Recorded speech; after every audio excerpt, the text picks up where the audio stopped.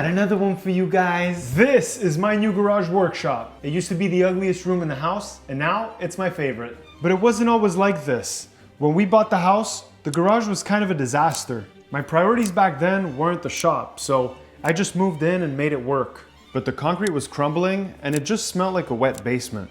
So I tore everything out, laid down a vapor barrier, and poured a brand new slab. But more importantly, I learned how to work with concrete, and I took you guys along for the journey. The ceiling was in rough shape, so I used this as an opportunity to tear it all out and try something completely different. Oh my goodness, you have no idea how cold it is up there. My garage is right under our bedrooms, so anytime I use lacquer or anything toxic, the fumes would fill up the house. So finding a way to seal off the shop became a priority. That's why I spray foamed the ceiling, not just for insulation, but to seal everything in. The foam created a full vapor barrier, keeping fumes out and the rest of the house safe. This is episode 4 of my garage workshop series, so let's get started. One thing I wish I'd done before the spray foam was finish most of the electrical. Once everything's foamed in, moving cables becomes almost impossible. I ended up needing to run a new cable for the electric heater because I ended up moving it from one side of the garage to the other.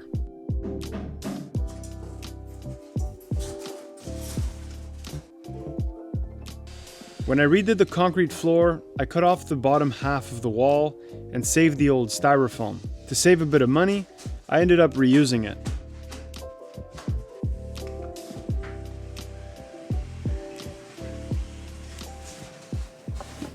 It's freezing, and it is freezing rain.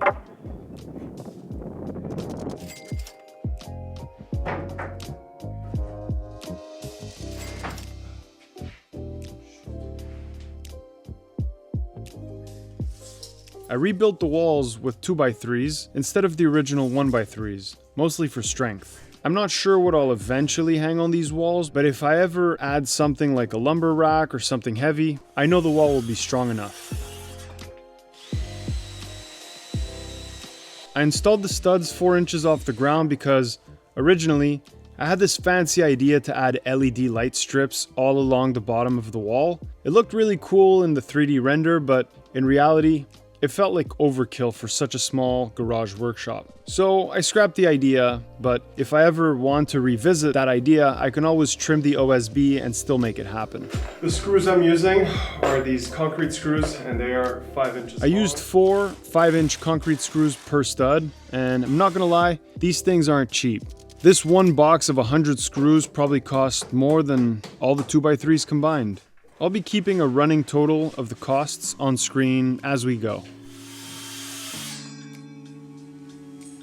As you might have noticed, I'm currently working in my garage, and most of my tools are buried in storage, including my shop vac. Sanding OSB turned out to be way more frustrating than I expected. Each one took about 35 minutes. This was the first and definitely the last time I sanded without a vacuum. I need to go buy a bag for my vacuum. Instead of buying new rigid foam, I just decided to leave it in there. And I'll be filling in with regular spray foam can that'll expand up to an inch.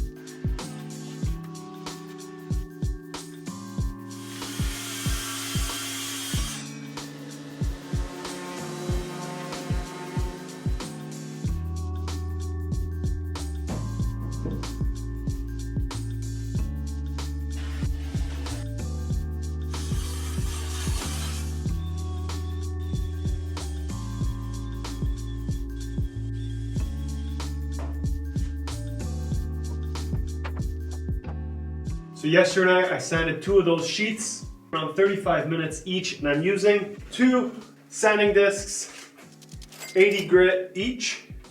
Yesterday I did a huge mistake and I sanded everything without my vacuum because it was in storage, and I got it out.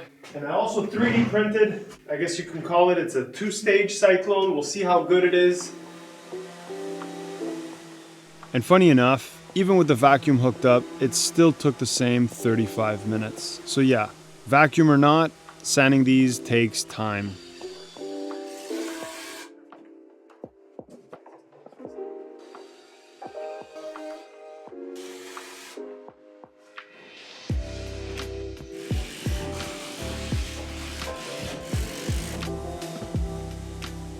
The next panel was the first real challenge.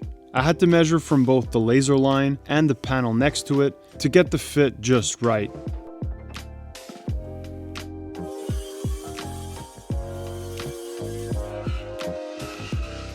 I feel like it's gonna break right now.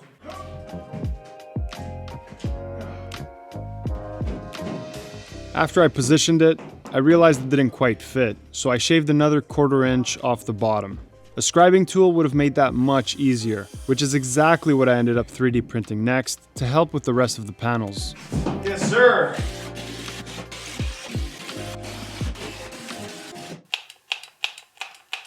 I think I broke my drill.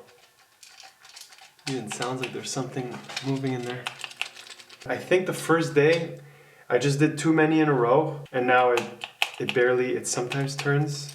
Like right now it's not turning anymore, and it's just flashing these lights. Bye bye Milwaukee drill driver. On the positive note, I received my lights today.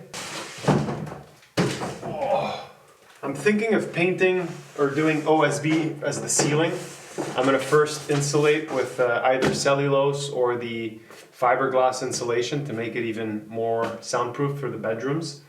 And then probably put OSB and paint it black, I'm thinking, and then install these lights. Oh, would you just look at it. This is the finish that I want. This is a flooring finish, and it's ultra matte. So I tried the ultra matte and I tried the satin, and the ultra matte definitely looked best. You really can't tell there's anything on there. So I'm probably gonna end up doing 1 or 2 coats of this. But as you can see behind me, I'm not too happy with how much I sanded here on the edges versus the middle. So I'm probably gonna take a few hours tomorrow and try and blend everything out to really be all the same white tone that's on the edges. So more sanding for me.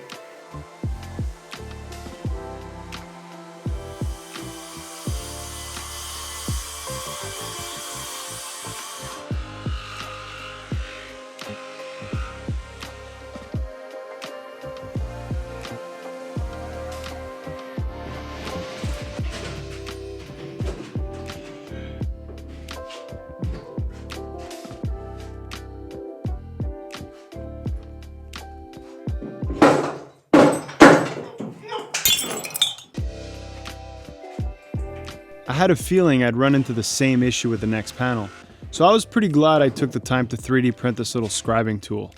The bottom edge is not allowing me to get it flush, and I 3D printed this little thing, and I could put my pencil in it. There we go.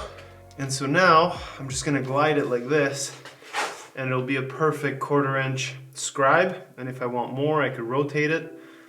And like you see, if I go this way, it's a 3/4 inch scribe. It ended up being one of the most useful tools I made for this entire garage build.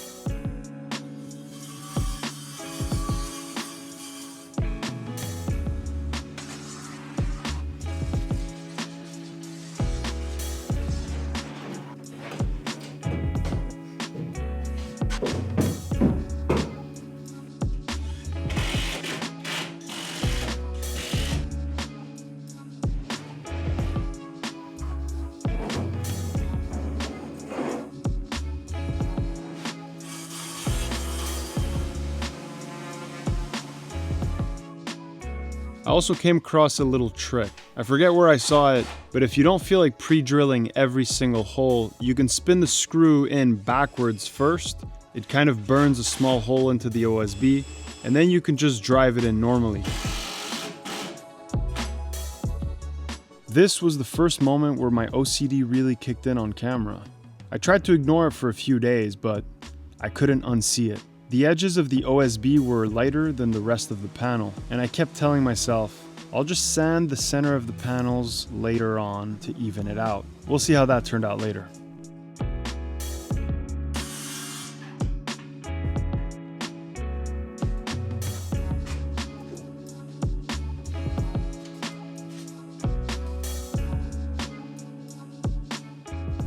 I'm not sure how professional carpenters usually handle window framing, but I wanted mine to be perfectly even. So I used glue and a bunch of little shims to get an exact 1/4 inch reveal all the way around the window frame.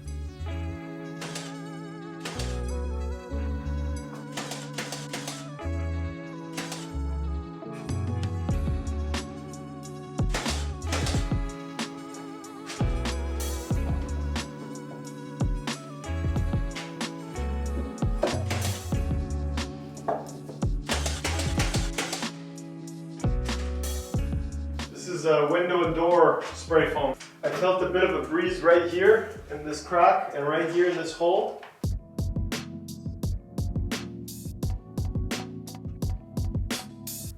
This next panel was hands down the most complex. I measured everything off my laser line, but after double checking, I started to doubt myself. I'm getting a different measurement from the laser line to the bottom of the joist, so I'm gonna have to make a cut.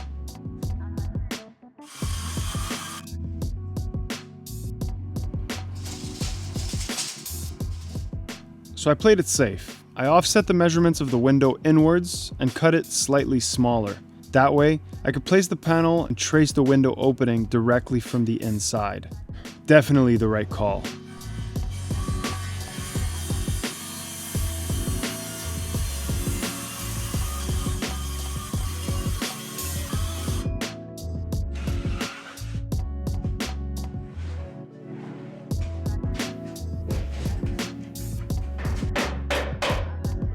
When I went to install it, it didn't fit, so I ended up scribing the bottom and trimming it again.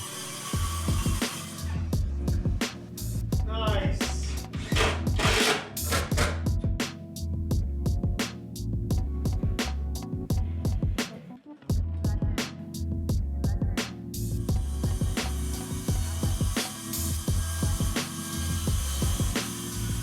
So this is, remember, the backside.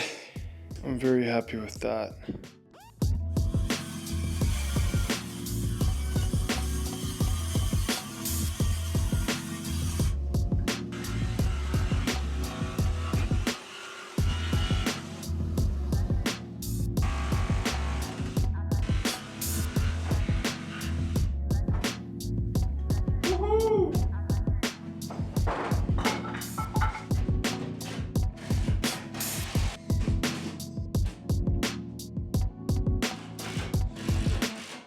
With the walls finally done, I moved on to the electrical panel. I started by adding a temporary piece of OSB to the ceiling, since I knew I'd use that material as the ceiling. I folded a piece of paper and used that as a spacer while fitting things in place. The wall turned out to be a little crooked, so I pressed the OSB sheet tight against the ceiling and temporarily held it in place with a few brad nails while I scribed the cut. If I cut a 1/2 inch on that side, then it'll all go move that way. Hi, babe. Hey. You like it? I love it. It's so good. Oh I my didn't want to get dirty. gosh. I'm filming. It's so cute. Is it or is it Yeah. ugly? No, I don't know. love it. Hey guys, it's Matteo from the future. If you've been enjoying the video, please consider subscribing. I'm trying to get to 100,000 subscribers before the end of the summer. I'd really appreciate it if you do. I put in a couple of funny moments throughout the video, so enjoy the build. See you soon. Okay, amazing. We're in. I need to figure out what to do with the hinges. These are hinges from an old cabinet where I think they were extras. I'm gonna have to make a big hole into the door. To be honest, I'm not even sure if this is gonna work, if this is gonna allow the space.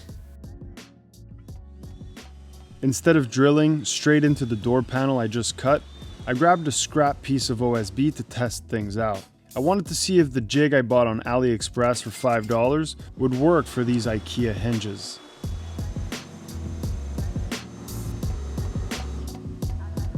And now I'm going to try and see if this will work out.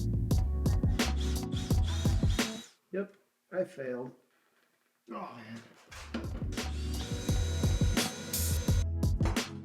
I just got it in, so it works. If I could recommend anything, it would be buy the proper jig for the proper hardware, because that was a waste of time. And I really can't stress this enough. If you got a lot of hinges to install, get the right jig.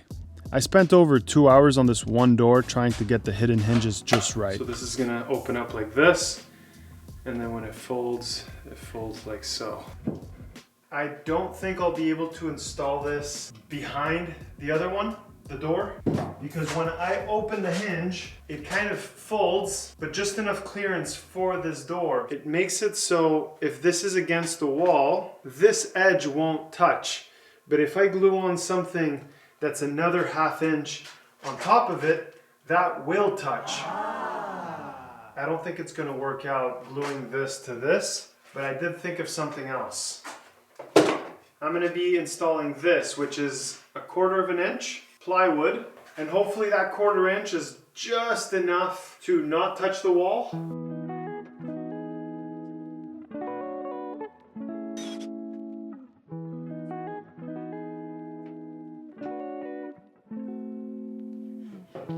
So I'll let that sit now for a little while, and then we'll come back and we'll make these holes a bit bigger.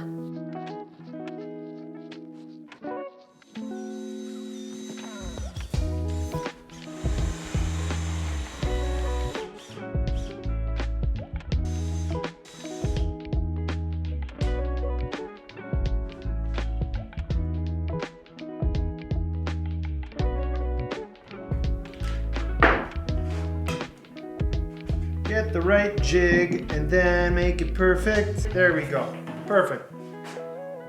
And as you can see now, you don't see through it because the OSB is there. Now let's just hope everything fits and installs properly.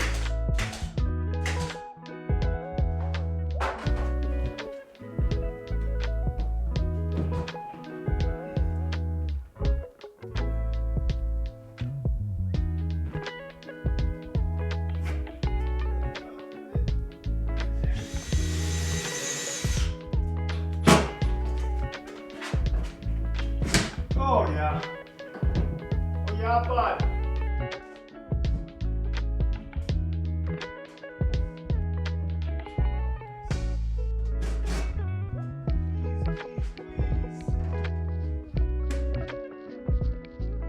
Thankfully, they ended up working. So here's the door, which if you ask me, I think it's freaking amazing, but it's not perfect. As you can see on the right-hand side, there is a bit too much of a gap, but it's really, really nice and tight and close. Hey. Yeah, perfect. I'm coming up. Oh my god, I love it so much. Okay, bye. I'm gonna have to create some sort of system, either a latch out here or a latch on the inside. And I also have a tiny bit of a lip here, which I could also pull. So maybe putting a latch here and up here. I'll show you exactly which one I'm gonna print. And this will work perfectly in my opinion. So I'm just gonna click prepare to print. It says it's gonna take 17 minutes. And I'm gonna make it gray. And I'll make 2 of them. Start print. I know what you're thinking. Another Bamboo Lab advertisement. I wish. If someone from Bamboo Lab is watching this, call me, we should talk. But after following people like Whitworks and the Swedish maker, they finally convinced me that Bamboo Lab just completely changed the game. They've basically turned 3D printing into something anyone can do. And that is why I love my 3D printer. I just create things on the fly, super quickly.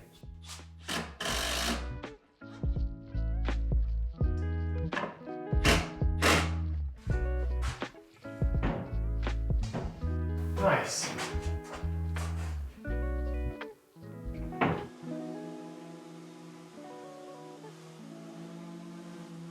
If anyone knows why the OSB edges look lighter, please drop it in the comments. I'd love to know. Alright, so I've made up my mind. I'm gonna leave the plywood as is. I swear I spent more time sanding the center than the edges, so I can't figure out why this happened.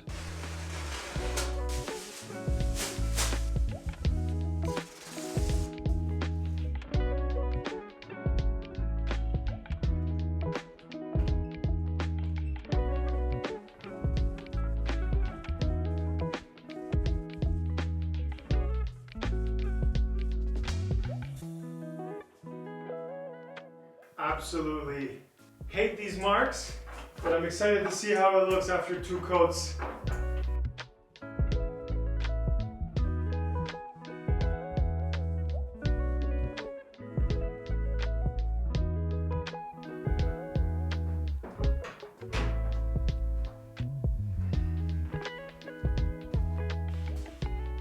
After the first coat of water-based finish dried overnight, the surface felt a bit rough. So before the second coat, I'll give it a quick sand. But before that, here's a quick look at the texture. It's already feeling really smooth. Sadly, the clear coat did not fix those vertical light spots. They're still there.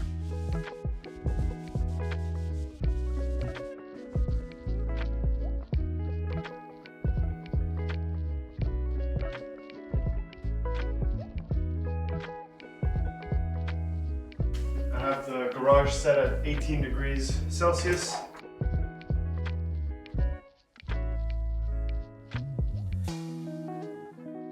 So before continuing anything, I connected one of the lights to see how much light illuminates. I just want to hang one up, see how it looks on camera, see how much it illuminates the walls. I'm glad I did this because I realized that these lights would be way too strong. And now I'm wondering, this might be too close to my head. Like I'm almost blinded. They also didn't have any dimming settings, so these lights will just not work for this garage. Now onto the design feature. In my design and planning video, I said I'd paint a stripe all across the middle, but I changed my mind. I figured I'd try a vinyl wrap instead. That way, if I didn't like it, I could simply peel it off. The last thing I ever wanted to do was to sand the OSB all over again. So I just taped the vinyl all around the garage, making sure the bottom edge is touching the laser line.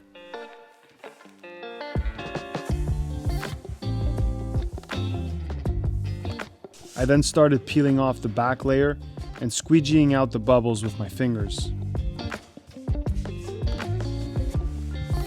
Sometimes the OSB has some defects, and as you can see here, it does show through the vinyl.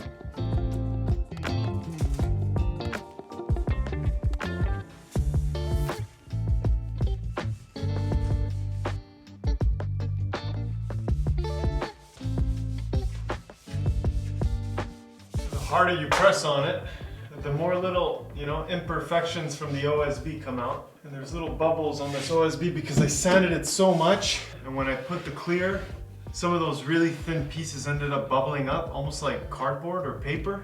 And I think it's because I tried to sand the middle part so much to try and get the same light color from these seams that I ended up ruining the center pieces of the boards, which really is too bad.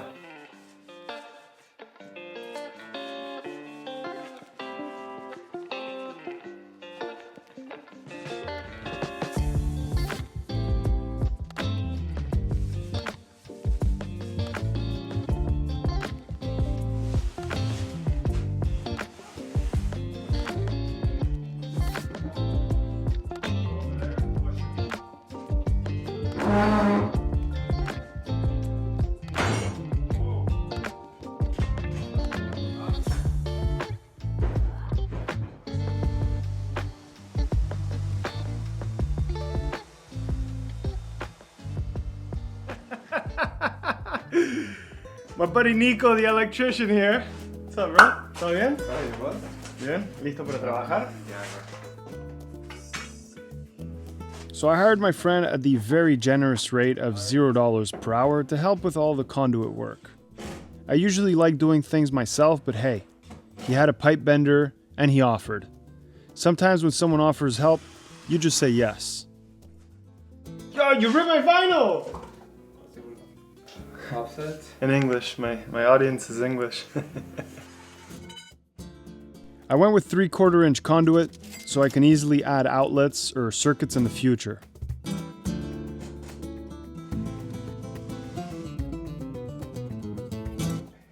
Look at what the electrician did. Oh my goodness.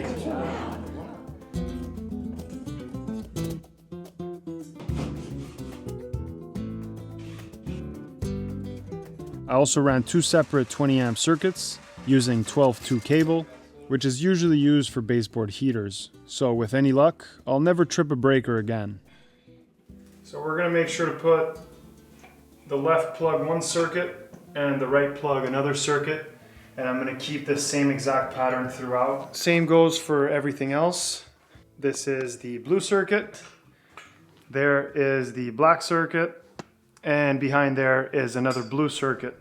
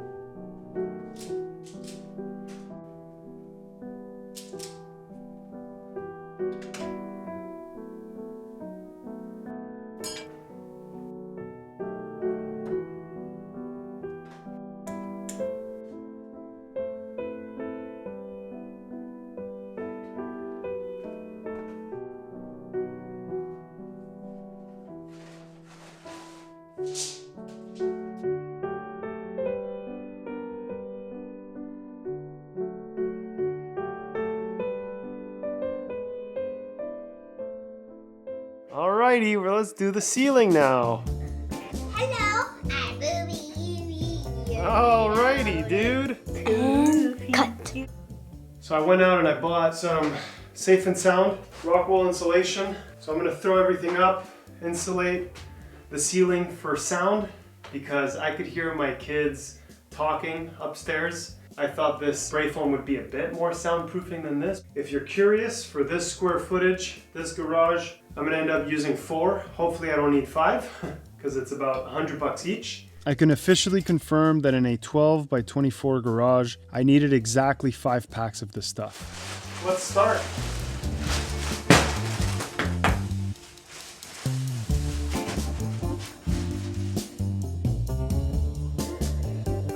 We're ready.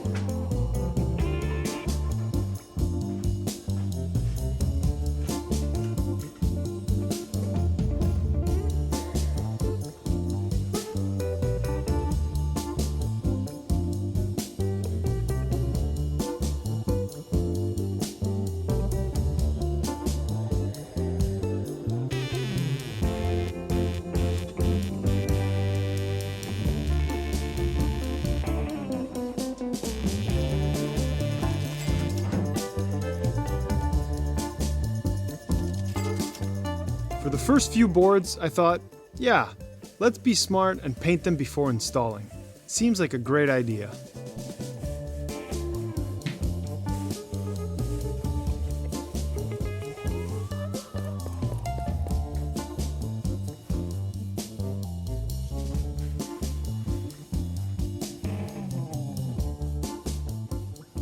For the first row, I ripped them in half lengthwise. That way, if I ever need to run new cables from the electrical panel to somewhere else in the house, I can just remove the smaller panels. No need to touch the lights or anything else on the ceiling. You'll see I did the same thing along the sides too, using smaller pieces for exactly that reason. I also added a few extra 2x3s to some of the joists to strengthen the edges where the panels would land. But later I realized it's way easier if you install those perpendicular to the joists. Before starting this ceiling, I really thought it would be a simple lift and screw kind of job. But nope, it turned into lift the OSB, place it, realize the wall is not straight, scribe it, bring it back down, cut it, sand the edge you just broke by cutting because you don't own a track saw, paint the edge again, then somehow find the energy to lift it back up, position it, tack it in place, pre-drill the holes, and finally screw it in place. Painting the panels before cutting or installing, huge waste of time. Don't even ask me how long the sealing took me. Probably like 3 or 4 evenings plus a full Saturday.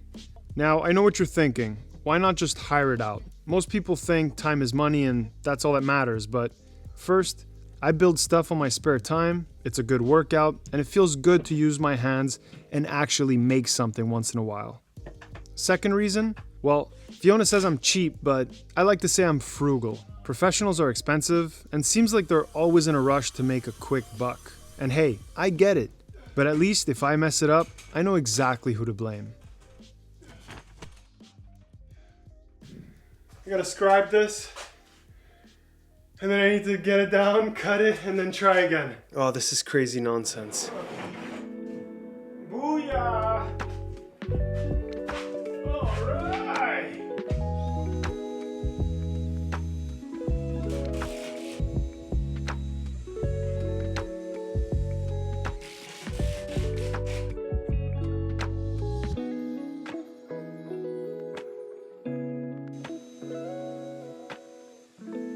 If you're wondering what I'm drilling with, I'm pre-drilling with this countersink, and it's got this 45-degree angle bit as well at the tip. Drills this, and then it makes this perfect little chamfer for it.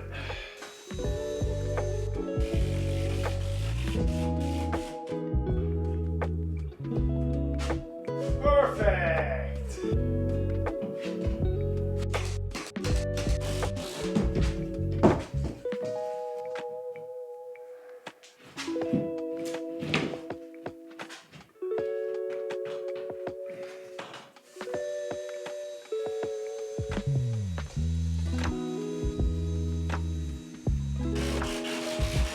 Very loud.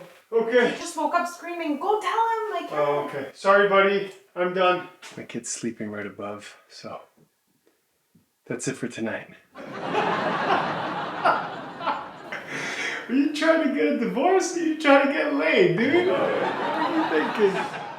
You know, man, like sometimes you just gotta do what you gotta do, man. Like as DIYers, like we work, you know, after work, we work on weekends.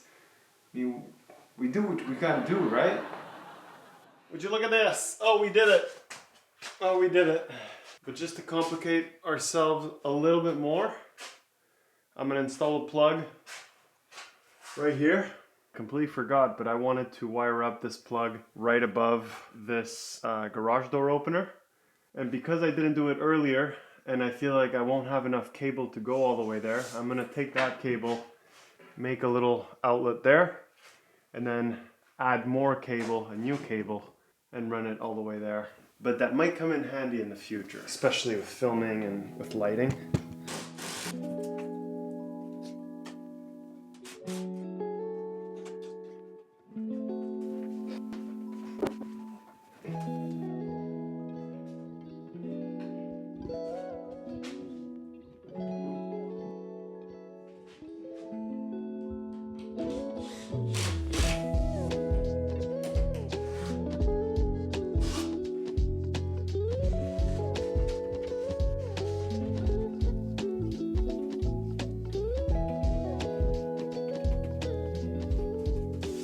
Painting the OSB before installing it was probably a waste of time, but it did give a cleaner finish. Got into all the little grooves and edges.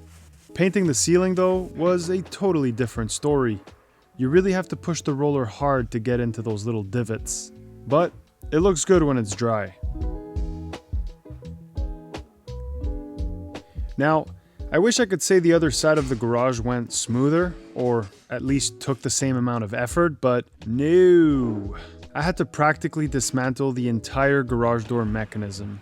Springs, track, motor, which in a way was kind of cool. I mean, now I finally understand what those big springs do and how the whole system works, but man, I really procrastinated on this side because of all that.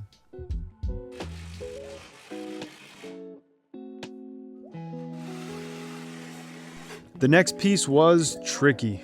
The garage door opener was being held up by the sketchy pole, just barely doing the job. Going anywhere? We're good. I had to slide the OSB over it, while feeding an outlet and some wiring through the hole. One hand on the board, my head holding it up, and the other hand trying to fish cables through. I had it all under control. But hey, I'm a professional DIYer. Turns out I shouldn't have wired the outlet so early. Electricity is no joke. You gotta respect it, you gotta understand it, and you gotta have big cojones. I've got the new lights. Hopefully these aren't too bright like the previous ones. So they're not exactly 4 feet. They're 2 inches shy of being 4 feet. 2 together will be 8 foot. And now I'm gonna have to see where should the center be. Let's do 138 minus 92 inches, 46. 46 divided by 2, because I want equal spacing on both sides, will be 23 inches. So 23 inches is the gap side to side. That is 23 inches, so right there.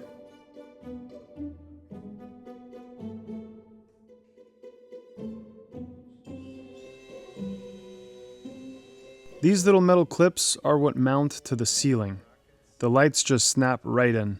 And these are the small little adapters that let us daisy chain 2 lights together. For anyone wondering why I didn't go with those popular hexagon lights everyone's using, well, I just find them kind of tacky. The barbershop I go to has them, and they look kind of cool the first time you see them, but I wanted something a little more minimalist. Straight lines, simple, nothing that looks cheap. Funny I say that because these lights are actually super cheap. If you want to support the channel, I'll drop links to everything I used in the video description. Easy peasy. All right, one more. Bang! Now let's wire them up. And I'm gonna be using these little switches that came with them. And I'm gonna try and make it nice and clean. With this little prong, it goes on the side. We're gonna chop off this end here, and then we're gonna tuck it all nicely, painting it black. Hopefully it completely disappears, I hope.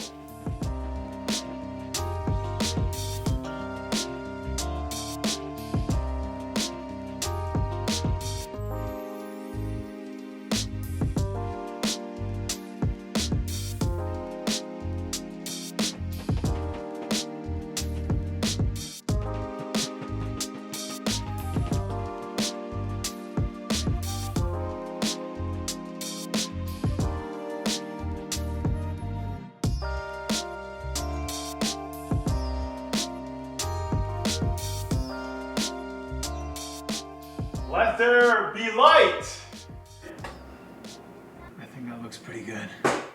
This is kind of a sore thumb now. I think I'm gonna remove all the staples from this and paint it black as well.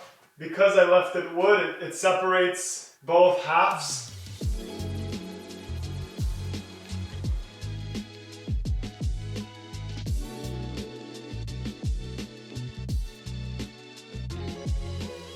So the lights are cool, but one thing that does bug me, you see how they glow both downwards and sideways? It's kind of harsh on the eyes and it lights up the ceiling more than I like. So I tried something. I wrapped 2 rows of electrical tape around the sides. On the left here, it's taped, and on the right, it's not. The difference is pretty obvious. I ended up buying a 10-pack of electrical tape for 10 bucks, but I only used 4 rolls to do all 12 lights.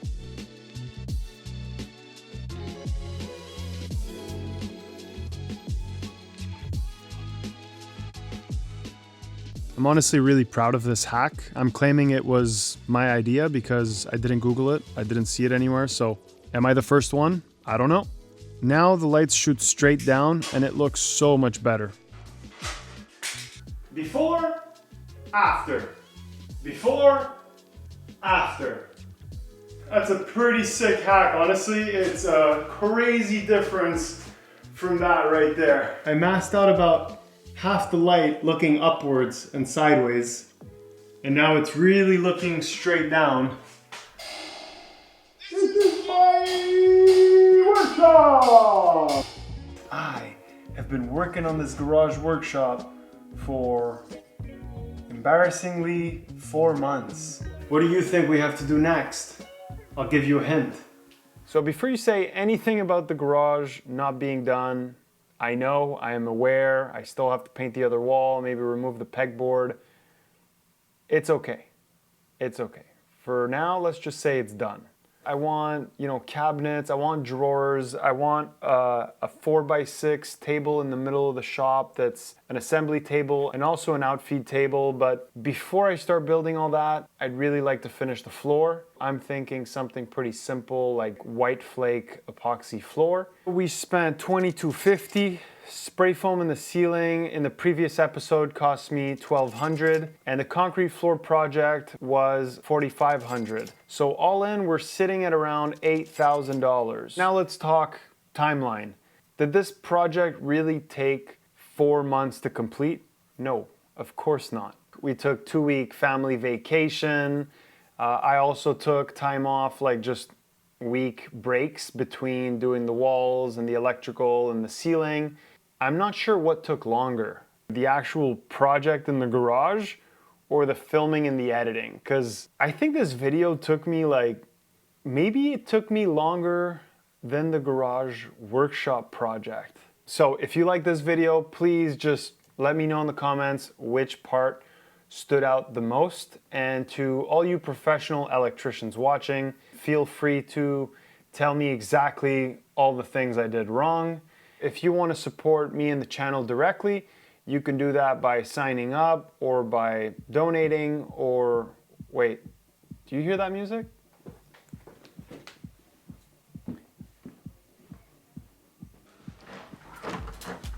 What are you doing?